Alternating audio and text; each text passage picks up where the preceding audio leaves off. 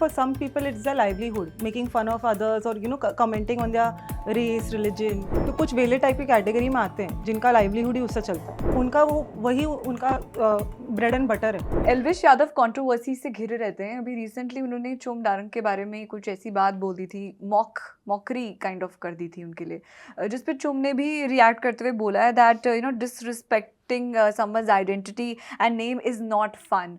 So what do you have to say about this? Just like how I spoke about the this latent show just Yes, now. yes. कि probably for some people it's their livelihood, making fun of others or commenting on their race, religion, caste, या उनके आप किसी का मजाक उड़ाओ, किसी को बैडली सामने बैडली रोस्ट करो तो उनको ऐसा लगे इससे व्यूज मिलेंगे, इससे मैं पैसे बनाऊंगा। फिर कुछ वेले टाइप की कैटेगरी में आते हैं जिनका लाइवलीहुड ही उससे चलता है।